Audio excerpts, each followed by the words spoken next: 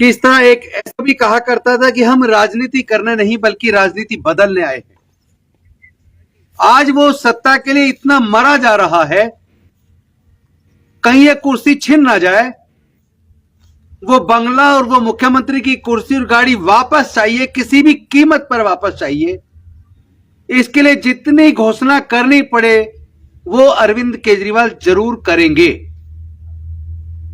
कहां गए वो दिन जब वो राजनीति बदलने की बात करते थे, जब वो किसी भी प्रकार के लालच से, भ्रष्टाचार से दूर रहने की बात करते थे।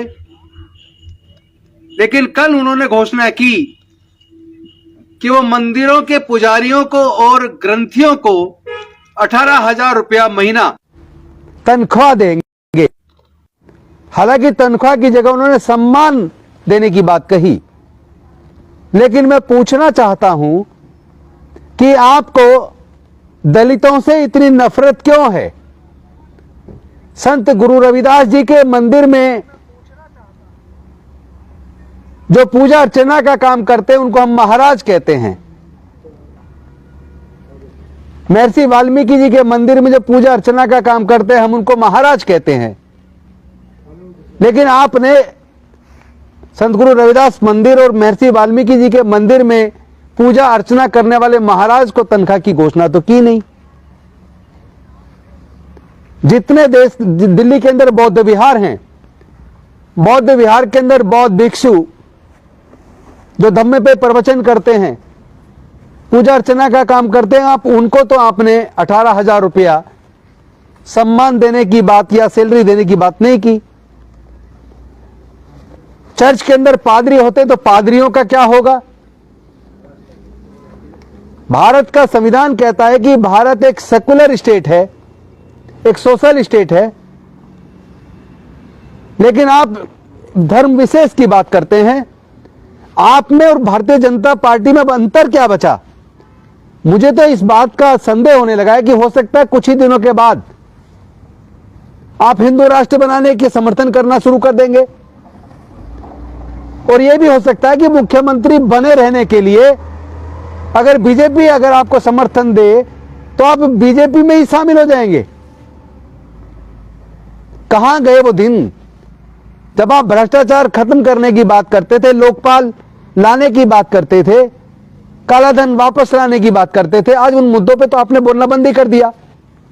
एक के बाद एक सत्ता किसी भी वजह से हाथ से ना छिन जाए, आप लगातार घोषणाएं कर रहे हैं। आपने 18 अक्टूबर को घोषणा की कि जय भीम मुख्यमंत्री प्रतिभा विकास योजना जो केंद्र की वजह से, एलजी की वजह से बंद हो गई थी, जबकि वो एलजी की वजह से बंद नहीं हुई थी, वो अफसरशाही की वजह से और आपकी खुद की उदासीनता की वजह से बंद हुई। और आपने 18 अक्टूबर को घोषणा की कि उसको हम दोबारा चालू कर रहे हैं। लेकिन मैं आपसे पूछना चाहता हूं, हम तो 2 महीने से भी ज्यादा हो गए, अभी तक वो चालू क्यों नहीं हुई? उस पर जवाब दीजिए। और इसके साथ साथ आपने 28 नवंबर को दलित छात्रों को विदेश में पढ़ने का पूरा खर्चा उठाने की बात की थी, उसका क्या हुआ? ये 21 दिसंबर को और 28 नवंबर को आपने घोषणा की थी कि Delhi scheduled caste, scheduled tribe, OBC, minority, handicap development finance corporation को 17 करोड़ रुपए का फंड तुरंत दिया जाएगा और उनके 10 महीने से रुकी हुई स्टाफ की सैलरी भी रिलीज की जाएगी, ग्रांटीनेट दी जाएगी, ताकि लोगों को फिर से स्वयं रोजगार के लिए लोन उपलब्ध कराया जा सके सस्ती दर पर। लेकिन उस फाइल का क्या हुआ? ना तो उन 10 महीने की रुकी सैलरी दे पाए, ना ही डीएसएफ डीसी को आप ग्रांटीनेट देकर स्वरोजगार योजना को लागू करके लोगों को रोजगार शुरू करने के लिए लोन देने की व्यवस्था कर पाए। तो ये तो गई भैंस पानी में, ये भी स्कीम बंद। और तीसरी घोषणा आपने की थी कि मैं दलित के बच्चों को जो विदेश में हायर एजुकेशन पढ़ने के लिए जाएंगे उनका पूरा खर्चा उठाऊंगा। क्या हुआ उसका? वो भी घोषणा बन के रह गई, अभी तक कुछ हुआ नहीं है। और आज मैंने देखा कि आप सुबह सुबह मरघट वाले बाबा के मंदिर में गए, पुजारी का आप रजिस्ट्रेशन कर रहे हैं 18,000 की सैलरी के लिए। उसमें देखने में पता लग रहा है कि उसकी घर की आर्थिक स्थिति कितनी बढ़िया है, नीचे कालीन बिछा हुआ है, घर में दीवार पे पत्थर लगा हुआ है।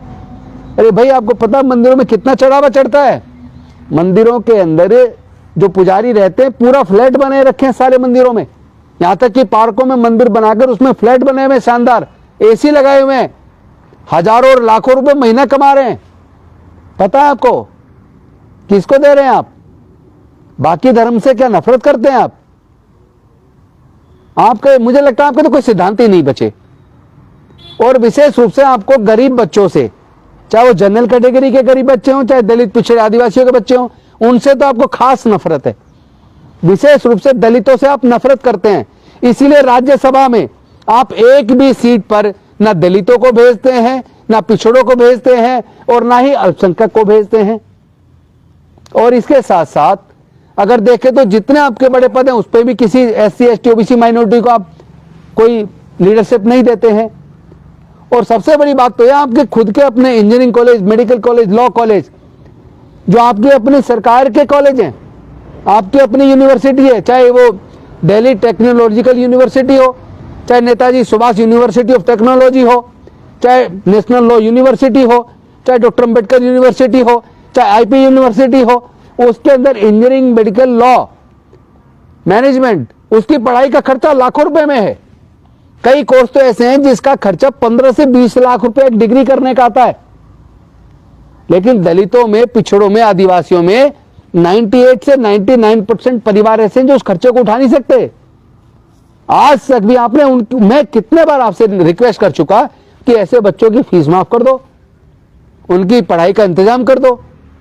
आप एक तरफ कहते हैं हमने पढ़ाई के क्षेत्र में ये किया, वो किया। मैं मानता हूं कि आपने स्कूलों की स्थिति कुछ अच्छी की है, बहुत अच्छी अच्छी बिल्डिंगें बना दी हैं, लेकिन हायर एजुकेशन का क्या? 12वीं पढ़ के कोई क्या बन जाएगा? हायर एजुकेशन में जब बच्चे जाते हैं तो आपके अपने कॉलेज में उनकी फीस का कोई इंतजाम नहीं है।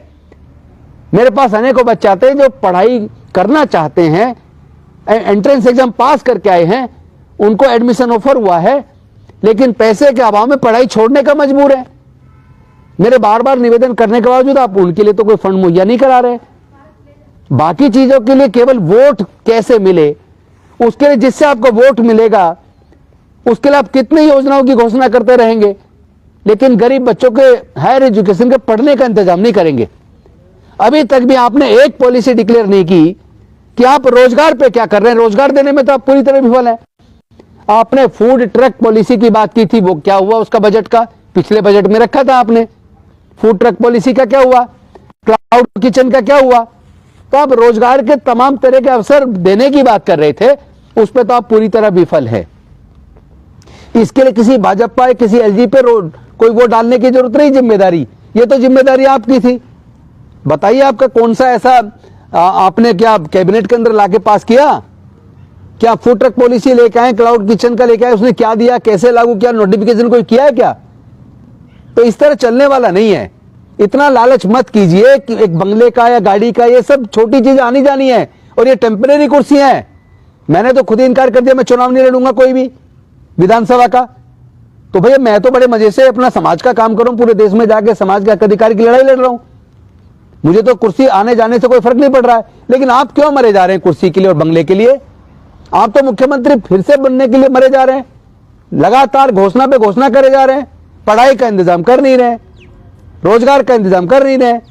और आप दलितों से तो पक्का नफरत करते हैं। बाबा साहेब की फोटो लगाते हैं, शहीद भगत सिंह जी की फोटो लगाते हैं, लेकिन कभी उनकी आइडियोलॉजी को पढ़ो, उनकी आइडियोलॉजी को इंप्लीमेंटेशन करने पर तो आप पूरी तरह फेल हैं। आप भी मनुवादी हैं, आपके अंदर भी नफरत दिखती है। आप रिजर्वेशन से नफरत करते हैं, मैं जानता हूं इस बात को। खैर बाकी बातें बाद में करूंगा, पहले जो घोषणाएं की हैं उनको लागू तो करिए। अगर आप लागू नहीं करेंगे तो मैं आपको छोड़ने वाला तो नहीं हूं, आपको भी, और जो बीजेपी घोषणाएं करती है मैं उसको भी छोड़ने वाला नहीं हूं। कोई भी पार्टी जो घोषणा करे उसको लागू करे, ना कर सके तो केवल वोट के लिए घोषणा ना करे, ये मेरा एक क्लियर सिद्धांत है। अदरवाइज आम जनता की हक और अधिकार की लड़ाई को तो हम लड़ेंगे और ये लड़ाई जारी रहेगी। मैं तमाम देश के लोगों से और दिल्ली के विशेषतर दिल्ली के मतदाताओं से निवेदन करता हूं, किसी भी लालच में आने की बजाय लोगों के काम को देखो। लोग क्या कहा करते थे और आज वो किधर जा रहे हैं, सब पे नजर रखिए। जनता अगर नजर बनाए रखेगी तो नेता को बच के जाने का मौका नहीं मिलेगा। बहुत बहुत धन्यवाद। नमो बुद्धाय, जय भीम, जय भारत, जय संविधान, जोहार।